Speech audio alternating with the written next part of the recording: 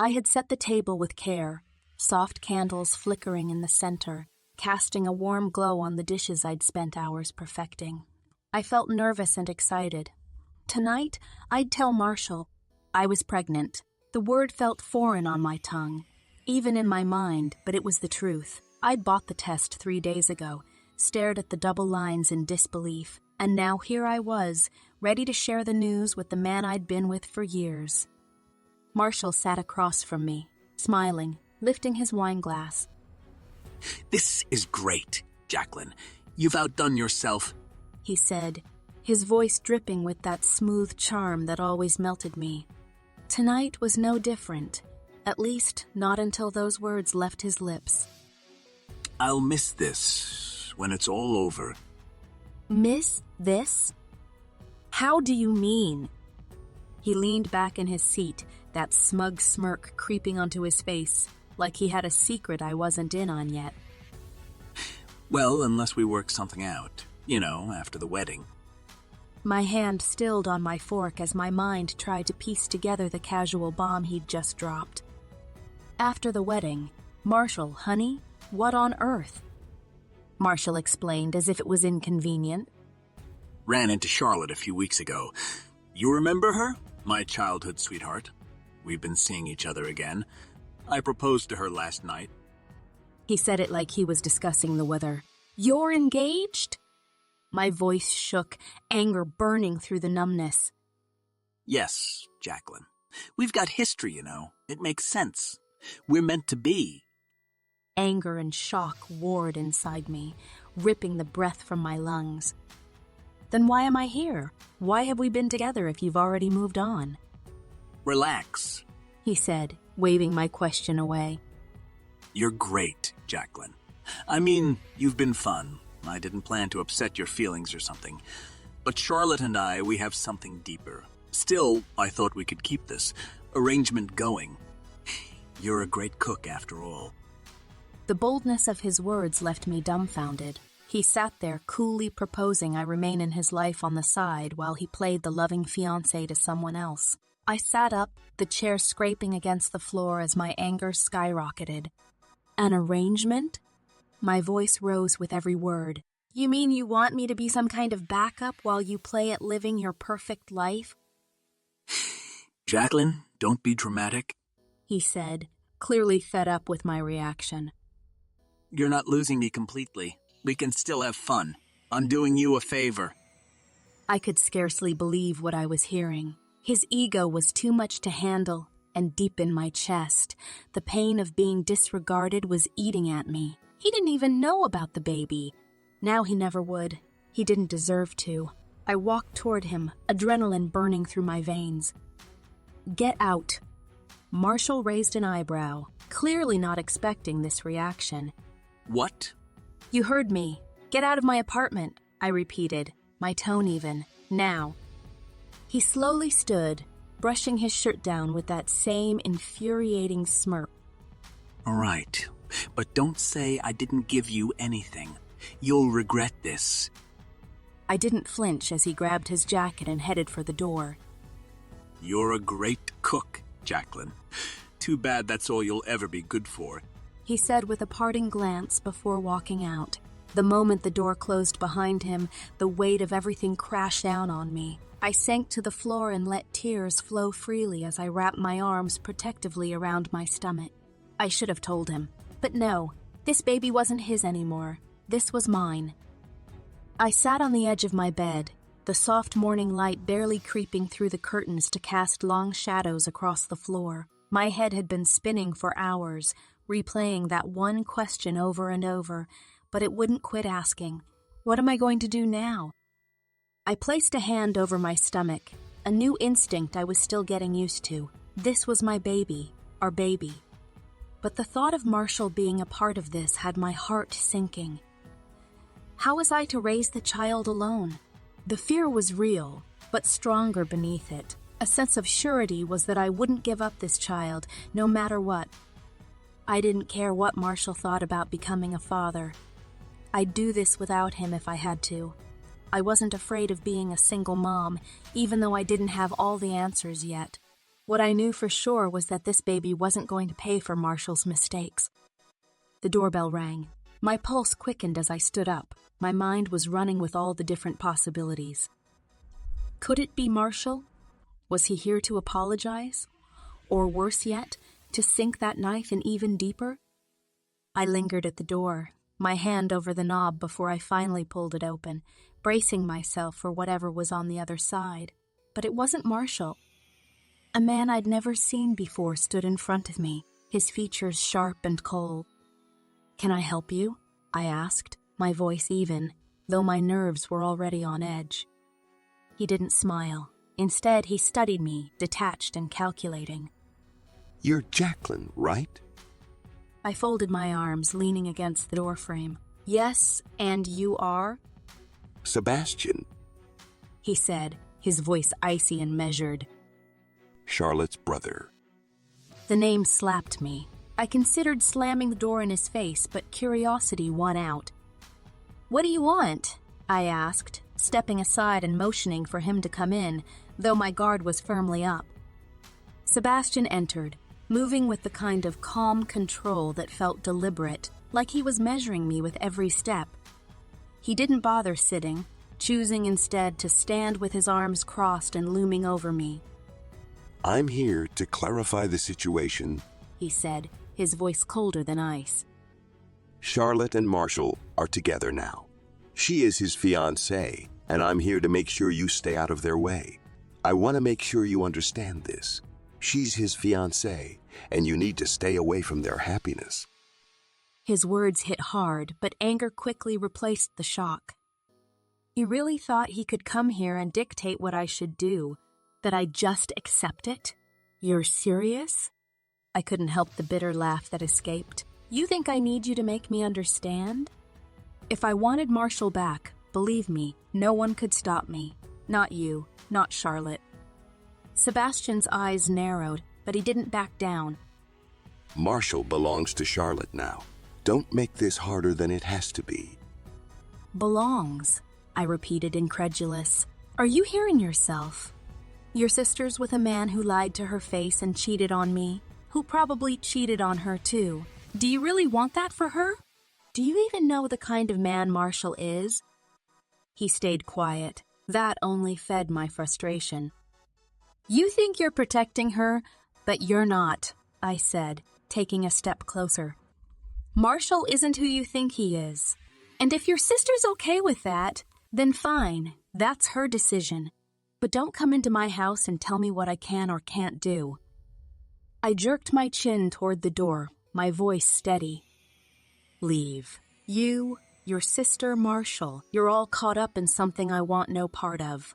Just stay away from me." Sebastian's face set, and for a moment, we stood staring at one another in silence, locked in a silent battle of wills. Finally, he smiled thinly, coldly, and something about that smile sent a shiver through me. "I'll come back," he said. "This isn't over. I won't let you interfere with Charlotte's happiness." I didn't blink. "Leave," I said again, this time firmer. After a minute of hesitation, Sebastian finally turned and walked out, not uttering another word. The phone felt heavy in my hand, my thumb hovering over the call button as if it weighed 1,000 pounds. I stared at Marshall's name on the screen, my heart hammering. Should I tell him? Should I even give him the chance to know he had a child on the way? I closed my eyes, picturing his face, the self-satisfaction, the way he always made everything about him. What kind of father could he be? A man who thought juggling 2 women was a casual game, who treated relationships like they were distractions, nothing more? I didn't want that for my baby. I didn't want him involved. I hit the call button without thinking. It rang twice. My heart was hammering with each tone, but before it went to voicemail, I hung up. The silence afterward was thick, but a wave of relief washed over me. No, I didn't want him in my baby's life. This wasn't the kind father my child deserved. I'd figure it out. I'd do this on my own. And then there was the weird thing with Marshall's fiancée, Charlotte, and her brother, Sebastian. who just muscled in here like I was the one making trouble. Did they really think I'd just walk away because they said so? My alarm buzzed, a reminder of the time. I had my doctor's appointment in less than an hour, and I needed to leave work soon if I was going to make it. I took my bag and went out, bowing my head and hastening to the forefront of the office. But once outside under the fresh afternoon air, I came to a dead stop. And Sebastian was there too, leaning against the wall with his arms crossed, regarding me under the same severe, unyielding expression. "You've got to be kidding me," I muttered under my breath, already feeling drained at the thought of dealing with him again. Before I could speak, he took a step closer, his voice firm but in control. I thought I made myself clear, Jacqueline. Why did you call Marshall? I raised an eyebrow, more irritated than anything. "I don't have time for this. I'm late for an appointment," I said, brushing past him, hoping he'd take the hint and leave me alone. But instead of walking away, Sebastian caught my arm, not harshly but enough to stop me in my tracks. Does this appointment have something to do with Marshall? I stopped, sucking in a deep breath to steady myself. His eyes were dark with accusation, like he thought he had me cornered. "Does it have anything to do with Marshall?" "Oh, if only he knew." Tight-lipped, I turned to face him. "You want to know? Fine, come with me." Without waiting for an answer, I spun around and started walking towards the street. I heard his footsteps behind me. Good. Let him find out for himself. The walk was silent, tense. I could almost hear his confusion mount with each step closer to clinic. When we walked in the door, he stayed right on my heels as I went through check-in and into the waiting room. It wasn't until we were inside the exam room, sitting down, that he finally spoke. What's happening? He demanded. I shrugged. You'll see. Before he could press me further, the doctor came in with a warm smile. Ready for the ultrasound, Jacqueline? She asked, her tone cheerful. Sebastian visibly stiffened at the mention of the ultrasound. His eyes widened in realization, but he said nothing. I turned toward him, my lips curling into a small, knowing smile. Oh, and did I mention I'm pregnant? The doctor started setting up the machine, and I lay back onto the table, watching as reality finally dawned on him. He said nothing. It was all but comical the way he processed this new reality. The noise from the ultrasound machine filled the exam room as the doctor moved the wand over my abdomen. And then there it was, the steady, rapid rhythm of the baby's heartbeat. Sebastian's face was one of shock and confusion as his eyes darted back and forth from the screen to me, then back to the doctor, and then back to me once more. The doctor looked over at Sebastian, clearly feeling the tension, before focusing back on me. Is he the father? She asked, professional but gentle. I couldn't help but smile. Oh no, he's just here to tie up some loose ends. I turned to Sebastian, my voice airy, though with a not-so-subtle edge. Isn't that right? So, Sebastian, how are you going to tie up this loose end? He was tongue-tied. He had no comeback. The doctor, sensing the awkwardness but too polite to ask further questions, continued with the exam. The sound of the baby's heartbeat filled the room, steady and strong, but Sebastian just stood there at a complete loss. Well, I asked, more teasing than accusatory. What's next? You've been so bent on keeping Charlotte and Marshall's relationship safe. Any big ideas on how this fits into your brilliant battle plan? Sebastian didn't say anything, his eyes on the ultrasound screen, and it was as if he really saw it this time and everything was different. I leaned back, satisfied. Whatever he had planned, it didn't matter now. I had the whole time planned for myself. I stood facing the mirror, combing my hair, feeling more energized than in days. Today was apartment hunting day. My lease was up in 2 months, and I'd need a bigger place soon enough. The baby would be here before I knew it, and my current one-bedroom wasn't going to cut it. A stack of brochures lay on my coffee table, places I'd circled and highlighted, planned on touring later. It was nearly thrilling, this new chapter of life, even if the conditions weren't exactly how I had visualized. No, I hadn't planned on doing this alone, but I sure as hell wasn't going to sit around and wallow in self-pity over it. I took my handbag and keys, about to depart, when the doorbell chimed. Momentarily, I hoped it wasn't who I suspected it was, but naturally it was. I opened my door to see Sebastian standing on the other side, arms crossed, his expression once again unreadable, was plastered on his face. That was almost becoming predictable. Him showing up this way, invited. We need to talk. He said, no greeting, just right to it. I stepped aside and let him in with a sigh. About what? The baby, I assume?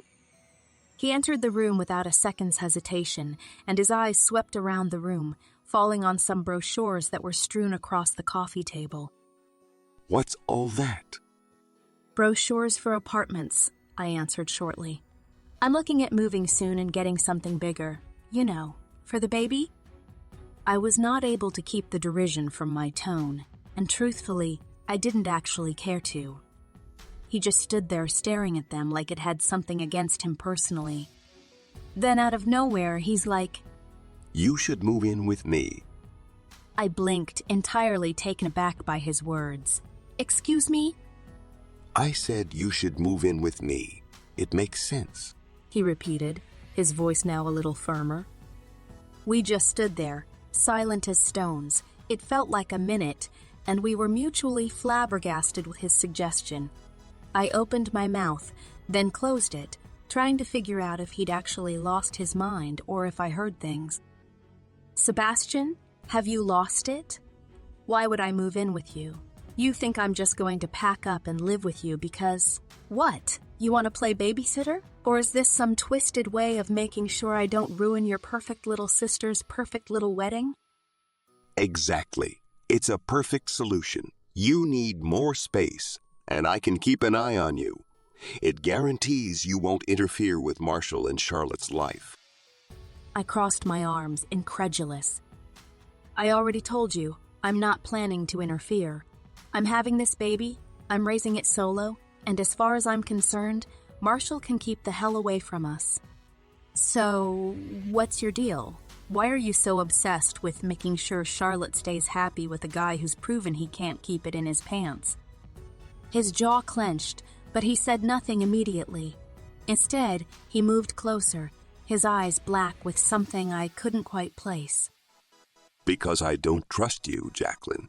I don't trust that you'll just walk away, that you'll let them have their happiness without some kind of revenge or bitterness getting in the way.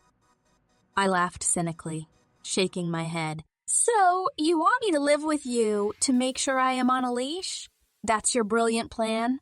I've heard of controlling behavior, but this is something else. He didn't back down. It's the only way I can guarantee my sister gets what she wants. I glared at him, half angry and half baffled. What's going on with you and Charlotte? You're acting like her damn bodyguard, like it's your job to protect her from the big, bad world. Marshall's the one screwing around. You should be out there encouraging her to leave him instead of worrying about me trying to break them up. I mean, what's really going on here, Sebastian? What's your deal? His expression flickered for just a moment, something dark and complicated, shifting behind those pale blue eyes, but he quickly masked it. My sis deserves the best of the bunch, and I'll do anything it takes to guarantee she gets it. I stepped back, shaking my head very slowly. And you think Marshall is the best? You are not only a lousy brother, but insane. This is twisted. I'm not living with you, and you ought to get your priorities together. You want Charlotte happy with a man who's already cheated on her? Well, that's on you. But leave me out of it. I was pointing at the door since my patience was worn off. Now get out of my apartment and don't come back with some other ridiculous ideas. He stood there a second longer, seeming to weigh his next move, but finally turned and walked out without another word. Behind him, the door closed and I exhaled a long, frustrated breath while I was shaking my head in incredulity. What in the world was that man's issue? Monday started like any other day, but the moment I stepped into the office, I knew that something was wrong. People were whispering to each other, refusing to look anyone in the eye, faces pale. I had scarcely sat at my desk before my manager asked me into her office. Her face was stern and her eyes cast down. The minute my manager opened her mouth, I knew. Jacqueline, I'm sorry. The company's downsizing. We have to cut people loose, effective immediately. You're letting me go? I asked, the incredulity heavy in my voice. She nodded, looking highly uncomfortable. You've been great, but there's nothing we can do. Wish I had positive news. I nodded numbly. It was a standard response, some kind of corporate BS they probably fed to everybody else getting cut that day. I was simply one more name on her list. I gathered up my desk in a daze, hands on automatic. First Marshall, now my job. And the baby? What was I supposed to do now? When I got home, I just fell onto the couch, staring at the brochures still scattered on the coffee table. Moving into a bigger place was no longer an option, not without a job or any income. Sure, I had saved something up, but that wasn't going to last very long either, not with a baby on the way. I rubbed my eyes, struggling to stop the tears from coming. But waterworks came anyway, hot and bitter. How the devil was I to do this? Alone, no job, no plan. What the ever-loving hell else could life throw at me? What was next? The doorbell jingled, and for 1 second, I debated pretending that no one was home. I already knew who it was. No one else would be so brazen as to appear uninvited at my door these days. I went to the door, turned the handle, and pulled it open. Sebastian was waiting on the other side, of course. His expression was unreadable as always, but something was different in his eyes today. Something softer, maybe? "What do you want?" I grumbled, turning away from the door and back into the apartment, too tired to take the time for him. He followed me inside, heavy footsteps against the hardwood. I just left your office. They fired you. He said, his voice calm but probing. The dam broke. I snapped. Everything that it held, at best precariously, came crashing down. I dropped to the couch, face in hands, my body shaking with cries. For the first time, the stress of it all, the betrayal, losing my job, the baby, everything really hit me full force. I heard him move closer through my tears, felt the couch shift with his weight as he sat beside me. And then, shock of all shocks, Sebastian wrapped his arms around me, drawing me against his chest. At first I stiffened, perplexed by the solace he offered, but the heat from his grasp, the steadiness of it, undid me. I wrapped my arms around him and burrowed into his chest, sobbing, my shoulders shaking. His hands stroked my back with softness. His voice was low and firm, but strangely tender. You should not do this solo. You need help.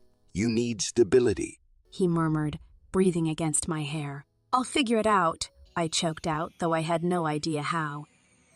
No, you won't. His tone wasn't hard, but it was sure, unbending. Now you must come live with me. I shook my head even as I stayed pressed against him, still sobbing, my words a weak protest. I can't. Although I haven't any family. This is insane. It's not. You need room for this baby, and you can't afford to wait for a miracle to come along. This is the solution. It's what you need. He pressed on, his arms tightening around me. I need no one, I whispered, the words an empty echo, but held against him. I wasn't so sure what I needed anymore. He sighed, the action lifting his chest, then letting it fall again beneath my cheek. You don't have to need me, Jacqueline, but you do need a place to stay. You need help, and I can give you both. I'm not asking. This is happening. I couldn't get it through my head how he'd gone from the guy who wanted me out of his sister's life to this protector. It made little sense. Yet, I didn't push him away. I didn't fight the comfort he offered because I was too tired, too broken, and maybe a little desperate for someone to hold me up. But even in his arms, snuggled up against him, something in the back of my mind was whispering that this all was wrong, that there was more to this, more to him. Why? I asked. Why do this? His face relaxed, in a manner I hadn't yet seen. Because, whether you like it or not, you're part of my life now. You're carrying my sister's fiancé's baby. You're not going to mess up her wedding, and you're not going to fall apart before that happens. So, you're moving in. I stared at him, still dazed, still too emotionally raw to argue. What he said made sense in that Sebastian way, but there was something more beneath, something I couldn't quite grasp. Still, I let it go. I let him be the strong one, even if just for now. It happened quickly. 1 minute I was just trying to catch my breath after the whirlwind that was losing my job, and the next, Sebastian had orchestrated my entire move.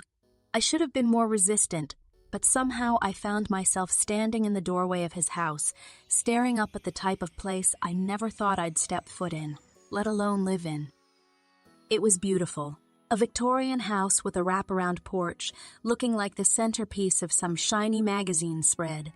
The yard was huge, lined with trees, immaculately landscaped, housing a pool in the back that shone under the afternoon sun. A few feet inside, I could already tell it wasn't the cold bachelor pad vibe I'd expected from Sebastian. It was elegant, refined, and warm. A home that had probably seen generations of laughter and love, even if that didn't fit the man standing beside me. I was still trying to get over the shock when Sebastian handed me a set of keys. Your room's down the hall from the master. You've got your own bathroom, and there's plenty of space in the closet. I looked around at the grand entryway. Rich wood floors, soft lighting, the sense of home oozing from the walls. It was just about overwhelming. This place is not what I expected. He arched a brow, propped against the doorframe with a smirk. And what did you presume? I don't know, I said, my tone full of disbelief as I stepped further into the house. More, I don't know. You. This place doesn't look like you. He straightened from the doorframe, following me into the parlor, where plush couches and a huge fireplace greeted us. That's because you don't know me, Jacqueline. His voice was low, but it held a challenge. I stopped and turned to face him. Apparently not. I shook my head. How do you afford something like this? You do work, right? I actually thought keeping tabs on me for your sister was your full-time job.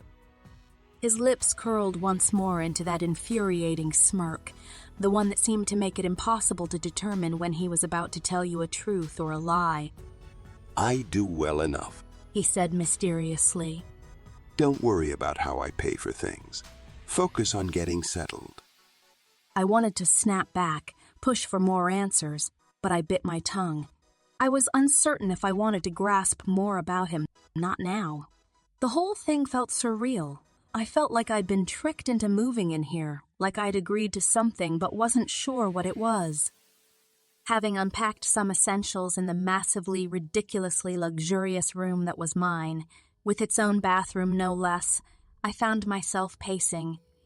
It was too ideal, a place where I didn't blend in, and possibly I didn't. But the baby, I had to consider the baby. And as much as I hated to admit it, this was a far better place to bring a child into the world than my cramped apartment.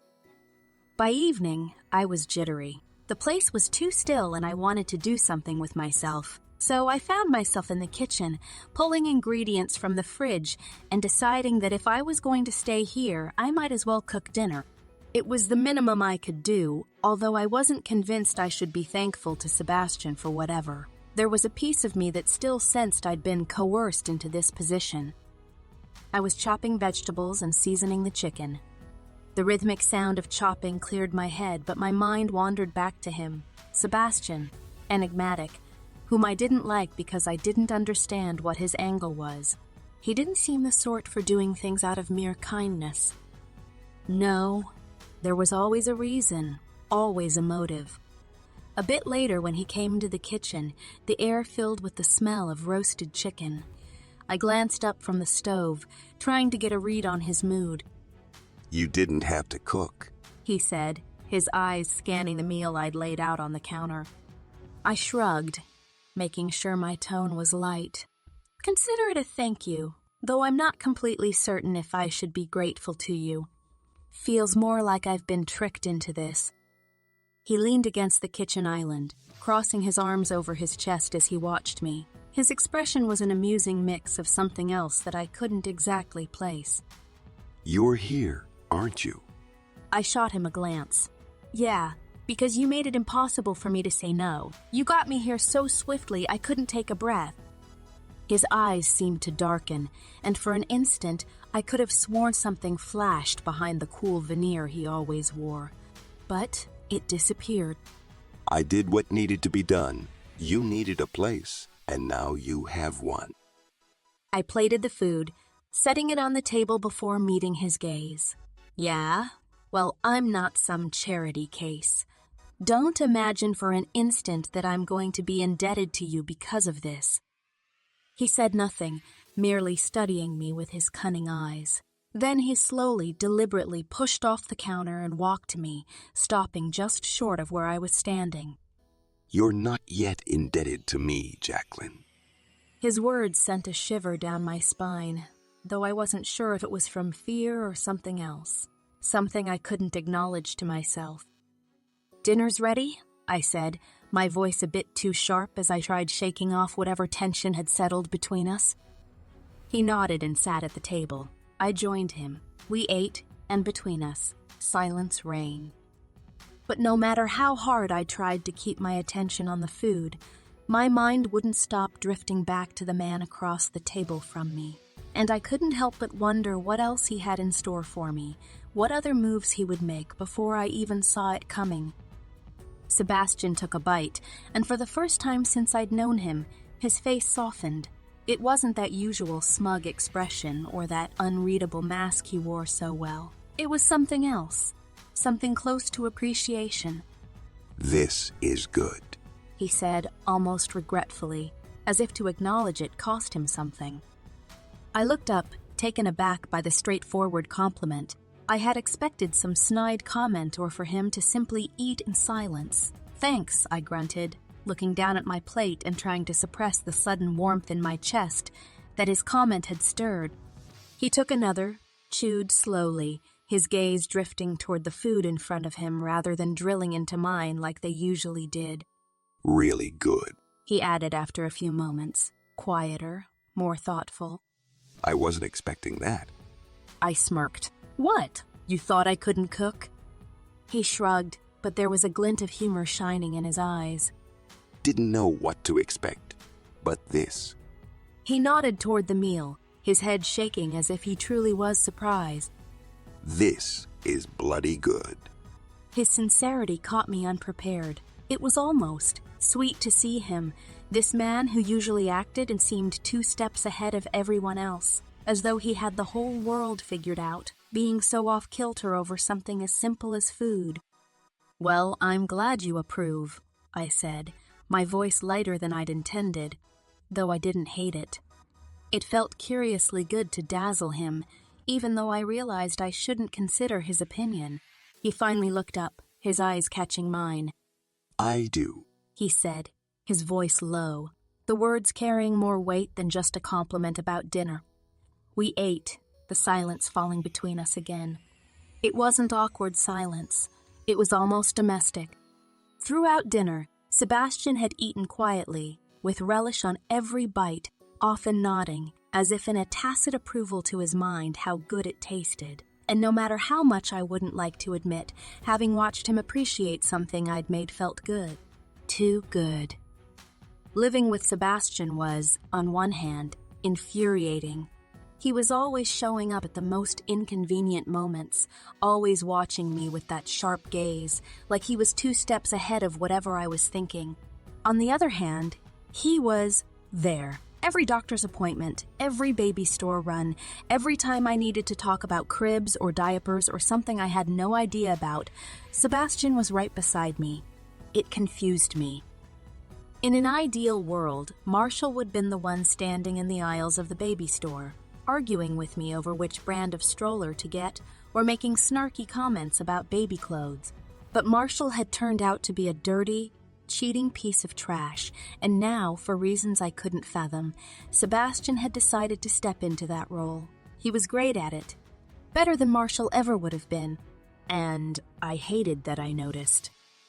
My pregnancy had started to show, and with every new month, every new milestone, Sebastian seemed to dig his heels in deeper. He insisted on going to every doctor's appointment, sitting in the waiting room like it was his job to be there. He wasn't doing it grudgingly. No, he seemed genuinely invested in the process, in the baby, which made no sense. None at all. And it wasn't like he was doing it for Charlotte. His sister was nowhere to be seen. In fact, now that I thought about it, she'd never come to Sebastian's house.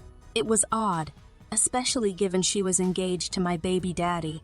That should have been enough drama to bring her running, but instead there was silence. Then I overheard Sebastian talking to someone. Charlotte and Marshall were planning a huge wedding, and soon. Way too soon, considering they'd only just gotten engaged. It felt rushed, almost frantic. Something was off. Why the hurry? One evening, after another long day of shopping for the baby, Sebastian had practically insisted on picking out the crib himself. I sat across from him in the living room, the question gnawing at me. The soft glow of the lamps made the room feel cozy, almost too domestic for my liking. But it was quiet, and I had to ask. Why are Charlotte and Marshall rushing to get married? I asked, breaking the silence, my voice careful, as if I was treading on dangerous ground. You haven't said much about it, but it feels like something's off. Sebastian leaned back. They're in love. Why shouldn't they get married soon? I scoffed, bitter. Love. You and I both know what kind of man Marshall is. He's a cheater. He's selfish. You don't marry him if you want a blissful ending, so why allow Charlotte to do this? He stood up, moving toward the window, staring out into the night like he was searching for answers in the dark. I watched him, waiting for some kind of explanation, some glimpse into why he was so determined to protect his sister's so-called happiness.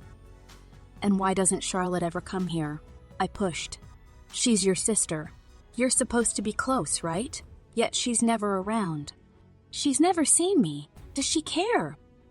He turned then, his gaze sharp as it met mine. Charlotte has her own life. She doesn't need to get involved in yours. That's not an answer, I shot back, frustrated. You've been hovering over me for months now, acting like you're doing all this for her, but she's not even here. So why? Why did this? Sebastian's expression darkened, and for a moment I thought I saw guilt or hesitation. Quickly, it vanished, replaced by his cool, composed exterior. I do what's needed, he said, his voice low, controlled. You needed housing. You needed help. And I'm making sure Charlotte gets the wedding she deserves without any distractions. I narrowed my eyes, suspicion clawing at me. Distractions? You mean me? He didn't deny it. You've got enough on your plate, Jacqueline. Focus on the baby, not on Charlotte's decisions. I stood, crossing the room to face him head-on. You're deflecting. There's something more going on, isn't there? This whole thing with Marshall and Charlotte. It doesn't make sense. And you're too involved for someone who's just concerned about a wedding. He stepped near, his presence overpowering, his stare intense. I'm doing what's best for everyone involved. That includes you, whether you like it or not. Don't act like you're some hero in all of this, I snapped, anger rising in my chest. You're part of this chaos. So tell me, what's truly happening with your sis?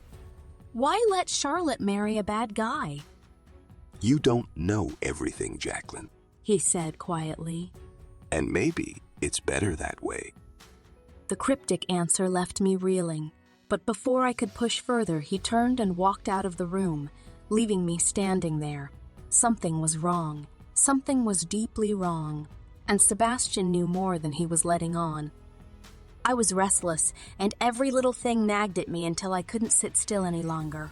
I grabbed a rag and started cleaning, hoping the motion would quiet my mind. Being in Sebastian's house, living with him, had started to become strangely comfortable. Too comfortable, if I was being honest with myself. I wiped down the kitchen counters, trying to ignore the confusion that had taken root in me since the day I moved in. Sebastian was impossible to figure out. On the surface, he was all sharp edges and cold words, constantly reminding me I was here to stay out of his sister's way.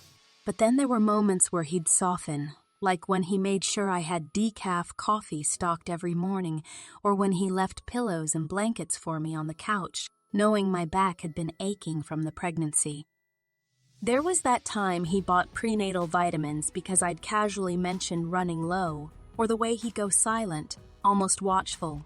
When the baby kicked and I'd instinctively place a hand over my belly, he'd look away quickly, like he didn't want me to catch him caring. But he did. He cared. And that was the problem. It was starting to confuse the hell out of me. I didn't trust him, not fully. He was hiding something from me, and whatever it was had to do with Charlotte and Marshall. I could feel it. And no matter how much my feelings for him had started to grow, God help me, I was actually developing feelings for him. I couldn't ignore that looming cloud of distrust. I was straightening up the living room when I spotted Sebastian's jacket draped over the back of the chair. I picked it up, planning to hang it up for him, when a small card slipped out of the pocket and fell to the floor. I crouched down and picked it up, flipping it over. A wedding invitation. Charlotte and Marshall. Saturday, 2 days from now. I stared at the card, my mind spinning. Sebastian had been so careful not to mention any details about the wedding. He danced around the subject whenever I asked, and I hadn't felt comfortable calling Marshall's friends or family to dig for information. I didn't want to meddle. Now I wasn't sure I had an option. 2 days. They were marrying in 2 days. I had yet to encounter Charlotte. I hadn't spoken to Marshall, not that I wanted to. God, that weasel had made it so easy to hate him. And yet, here I was carrying his child, and he was about to marry someone else. What troubled me was Sebastian.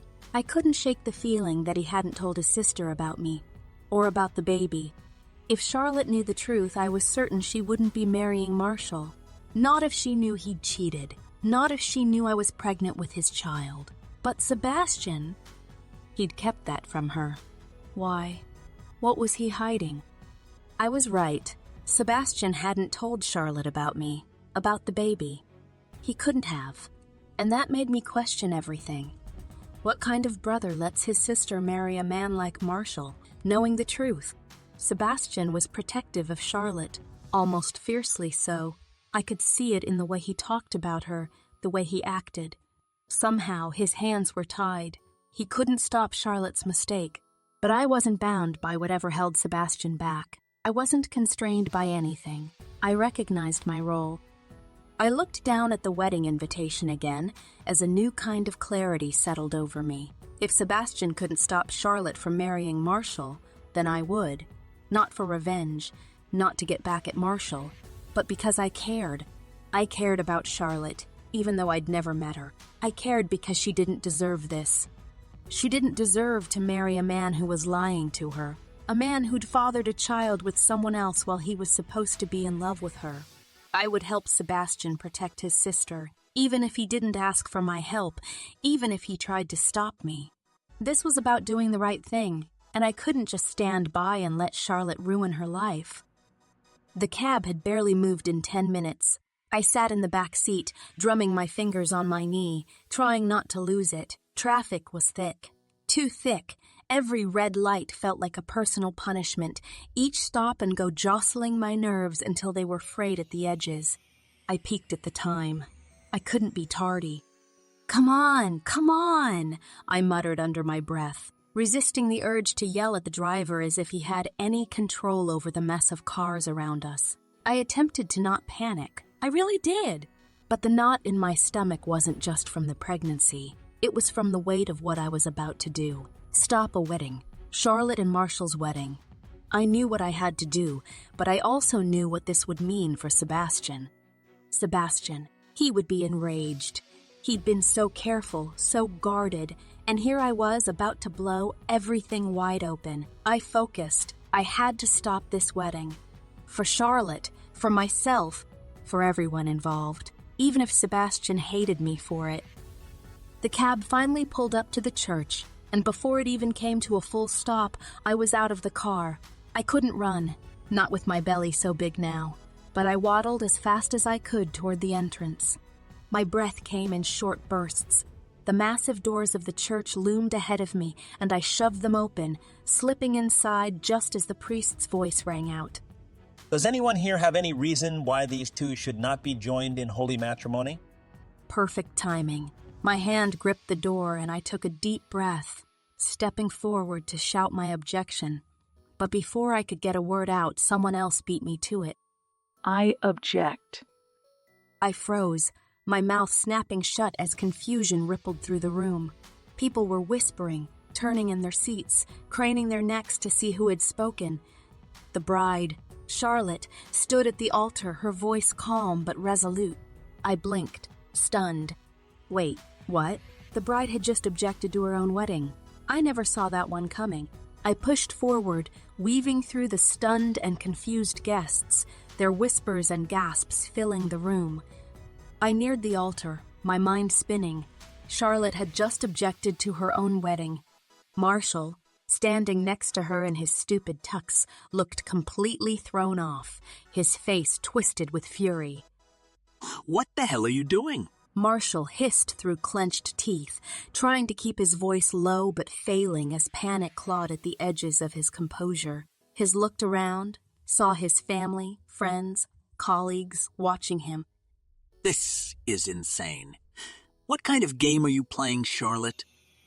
Charlotte stood tall, her calm exterior only heightening the anticipation in the room. She turned slowly, her gaze locking on Marshall with cold, deliberate precision. Game? She repeated, her voice low but sharp enough to cut through the tension. No, Marshall. I'm not playing. Your lying ends today. The room fell silent, every single person frozen, waiting for her to speak. You didn't even realize it, did you? Charlotte's voice rose slightly, anger finally bubbling to the surface. You think this whole charade was about love? About us? No. I resurfaced in your life knowing precisely what you are. Marshall's face went pale, but his arrogance remained. What is this? We're getting married. No, we're not. She snapped, her calm composure slipping just enough to reveal the fury beneath. I didn't come back to marry you, Marshall. Marshall's eyes widened in shock, but Charlotte wasn't finished. You imagine you've been in charge all along, don't you? That you could cheat on Jacqueline, on me, and get away with it. Charlotte's voice was steady, sharp with years of pent-up rage. But that's the least of what you've done. The room rippled with murmurs, guests leaning forward in their seats, as if they could sense the magnitude of what was coming next. I moved closer, trying to piece events together. You ruined my family. Charlotte continued. You exploited my Aunt Lucy as she grieved her husband. You manipulated her, took advantage of her vulnerability, seduced her, and then you stole everything she had. The collective gasp that echoed through the church sent a chill down my spine.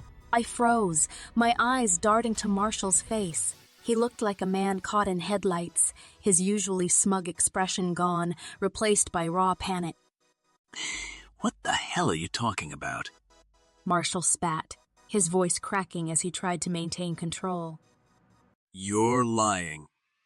Charlotte didn't back down. I'm not lying.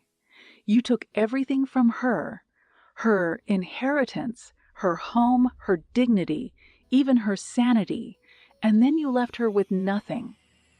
Her voice wavered, I could see Charlotte's pain. Aunt Lucy was too ashamed to tell anyone. She died with the weight of your betrayal on her soul. But she left me a letter, Marshall. A letter that spelled out everything you did. Marshall had ruined her aunt, and this wasn't just about us, about his cheating, about his lies. This was about something so much bigger. Marshall's face twisted in desperation. He turned to the guests, to his business partners, to his family, all sitting in stunned silence. This is ridiculous. This is a setup. But Charlotte shook her head. No, Marshall. It's justice. Sebastian stepped forward then, calm as ever, but with a quiet power that sent another ripple through the room. He reached into his jacket pocket and pulled out a folder, handing it to a man I recognized as one of Marshall's business partners. We've been preparing for this for a long time. Sebastian said coolly. Inside this folder, you'll find documentation of Marshall's financial crimes, not just against Aunt Lucy, but against several other women he's taken advantage of over the years. Embezzlement, fraud, theft. It's all there. The man's eyes widened as he flipped through the papers, his face paling with each page. He looked up at Marshall with disgust. Is this real? Marshall's world was crumbling around him, and the panic in his eyes only intensified. No. This is all lies. None of this is true. Sebastian's gaze was steely as he continued. It's all true, Marshall. All of it. When this finishes, you'll have nothing. No job, no money, no reputation. Marshall's colleagues began murmuring to one another, several standing up, clearly distancing themselves from him. I watched as his family members shifted uncomfortably in their seats, some shaking their heads in disbelief, others already walking out. Wait. Marshall's voice cracked, desperation clawing at his throat. He turned and saw me. This is your fault. You're part of this? You and Charlotte set me up? The sudden shift in his attention almost took my breath away, but I didn't shrink away. I stepped forward. My voice was firm, despite my feelings. The only thing I'm guilty of is believing you loved me, I said, my voice firm and clear. But I see your monstrous side. You deserve what's coming to you. Marshall's face twisted in rage, but before he could respond, Sebastian stepped between us, his hand resting on my arm in a protective gesture. Jacqueline had nothing to do with this, Sebastian said, his voice hard. She's just another one of your victims, and unlike you, she has nothing to hide. Marshall opened his mouth to argue, but the weight of the room was pressing in on him. His family, his colleagues, his friends, they were all staring at him with disgust. He couldn't hide. You're finished, Marshall, Charlotte said softly, her voice cutting through the silence like a knife. This is over. The police and all of the people you've screwed over should be getting here soon. Start running, Marshall, although I doubt you're gonna get far. The guests began filing out of the church as Marshall stood there, utterly defeated. His world collapsed. He had nothing. I stood next to Sebastian, nervous, but with a strange sense of peace settling over me. Marshall was done. His lies, his cruelty, his manipulation, God, his crimes. It was all out in the open now. Back at Sebastian's house, the three of us sat in the living room, the silence punctuated only by the occasional creak of the floor or a rustle of fabric as someone shifted in their seat. I was still trying to process everything, Marshall's downfall, the revelations about Charlotte's plan, and the fact that Sebastian had been in on it all along. Charlotte hadn't said much since we got back. She had kept her distance from me, not out of hostility, but something closer to uncertainty, like she wasn't quite sure how to approach me. It was understandable, given everything, but I was tired of the silence, tired of the lingering questions. So, I said, breaking the quiet as I leaned forward, how did you influence him to propose fast? I mean, he's a scumbag, but he's not stupid. He had to think he was getting something out of it. Charlotte glanced at Sebastian before looking back at me, her eyes soft but guarded. We dated years ago, She began, her voice quiet but steady. Marshall and I were serious, or at least I thought we were. He abruptly left. At the time, I had no idea. I blamed myself. I was heartbroken. Her voice wavered slightly, but she pressed on, her hands fidgeting in her lap. It wasn't until Aunt Lucy died, and I got the letter that I understood why he left. Lucy told me everything. How Marshall had preyed on her after Uncle Jacob passed, how he manipulated her, stole her fortune, and left her with nothing. She was ashamed to confess. She believed none would forgive her. I swallowed hard, aching for both Lucy and Charlotte. It was one thing to be betrayed by someone you loved, but to have it tied to such a deep family wound, it was unimaginable. When Sebastian and I uncovered more about Marshall's financial crimes, I knew he had a pattern.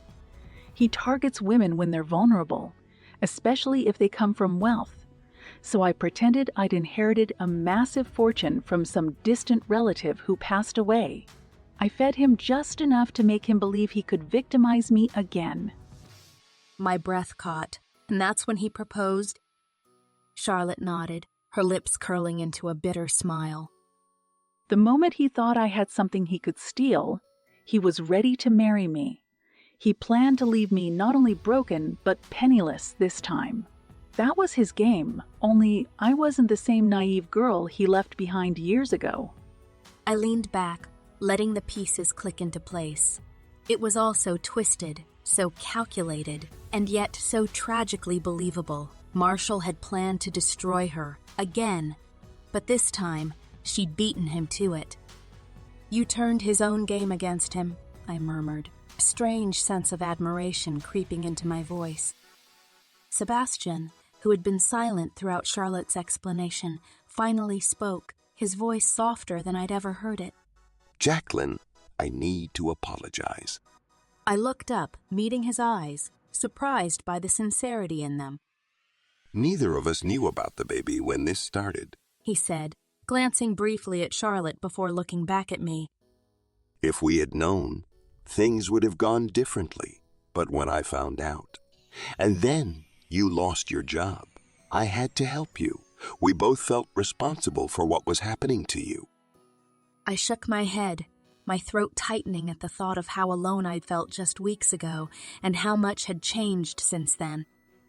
You couldn't have known about the baby or that I'd lose my job, I said quietly. That's not on you. Sebastian's eyes softened, but he didn't speak. Charlotte, however, leaned forward slightly, her face full of regret.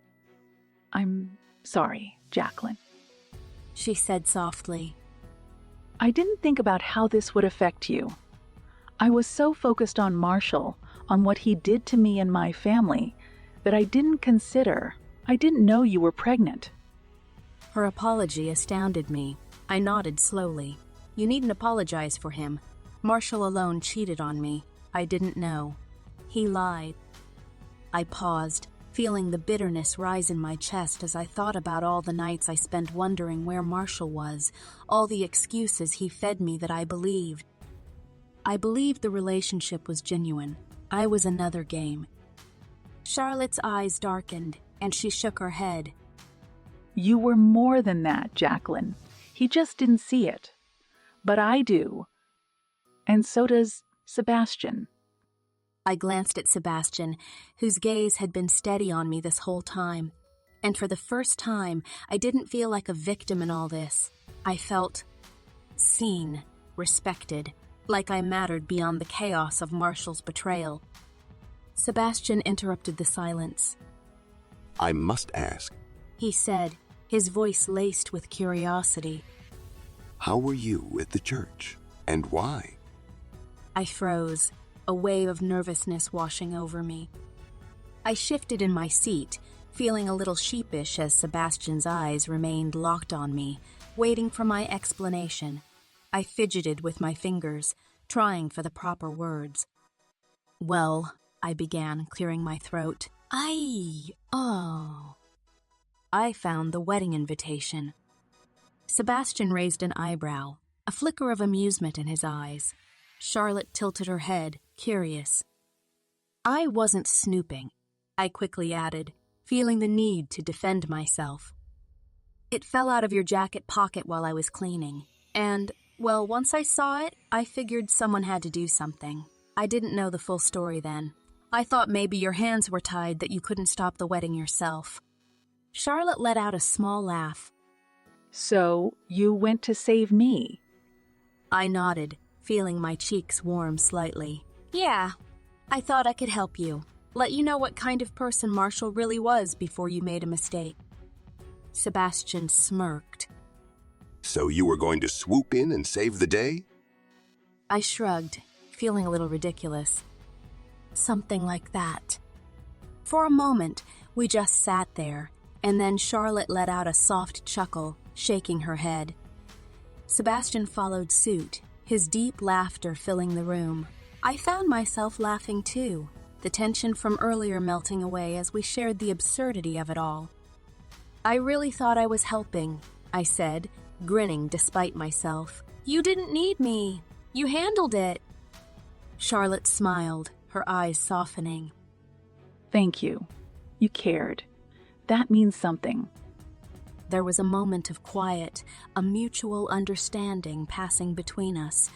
It felt strange, sitting here with Charlotte after everything, but there was a sense of closure in it. We had all been through hell because of Marshall, but now the worst of it was over.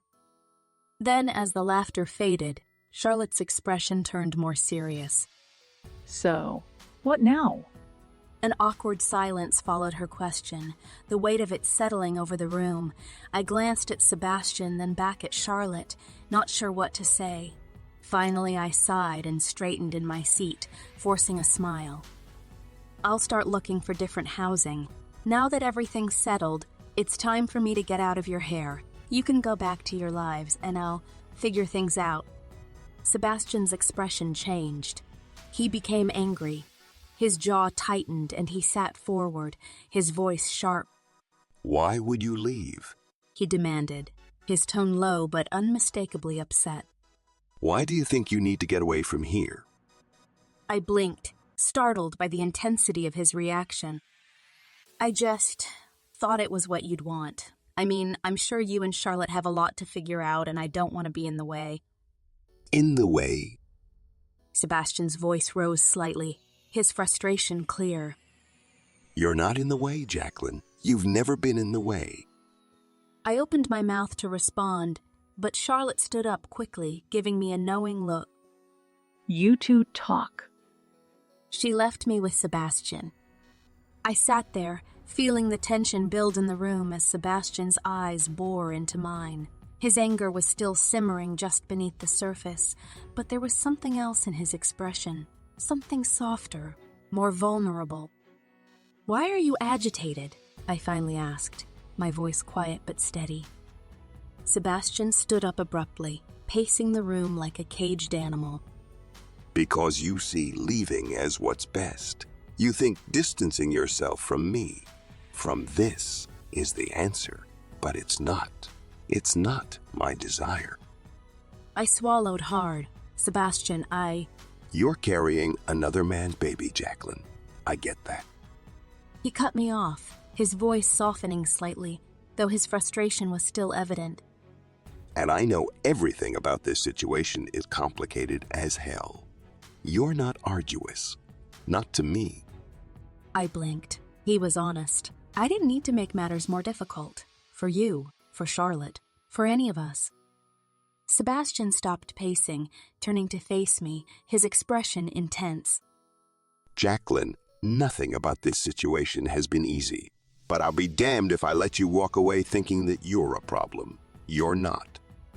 I heard him. But I'm pregnant with his child, Sebastian.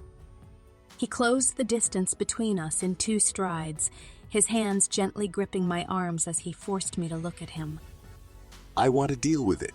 I want to deal with you and the baby. He said, his voice rough with emotion. You're not something I'm just tolerating, Jacqueline. You're someone I care about, more than I expected. My breath caught. I felt tears. I don't understand, Sebastian. How could you, after everything? I know you. I've watched you handle all of this. Losing Marshall, finding out about the cheating, the baby, losing your job. And you never broke. You're strong, Jacqueline, stronger than you think. And that's what drew me to you. I looked down. But what if I'm not strong enough? What if this, us, is just another complication neither of us can handle? Sebastian gently lifted my chin, forcing me to meet his eyes. Then we'll figure it out. Slowly. This isn't easy. We won't rush. I just want you to stop running away from the idea that we could be more than this. I took a shaky breath, feeling my walls start to crumble. I don't want you to feel duty-bound, I'm not stepping into anything I don't want. he said firmly. I'm here because I want to be. I know this baby isn't mine, but that doesn't change how I feel about you. There was so much uncertainty, so much fear wrapped around this whole situation, but the way he was looking at me right now, it felt real. I have no clue if I can do this, I admitted. Not right now. Everything's so complicated. Sebastian nodded, his expression softening. I know. Just don't leave. Don't pull away. I bit my lip. I was afraid of losing control, of being vulnerable again, of stepping into another relationship when my heart hadn't fully healed from the last. But Sebastian wasn't Marshall. Maybe I could let myself believe in something better. Sebastian's grip on my arms tightened ever so slightly, his gaze soft but filled with resolve. Stay. I looked up at him and felt a sliver of hope. Maybe this could work. I'll stay, I said softly, my voice barely more than a breath. Sebastian smiled. We'll figure it out together. No rush. He kissed me. I felt safe.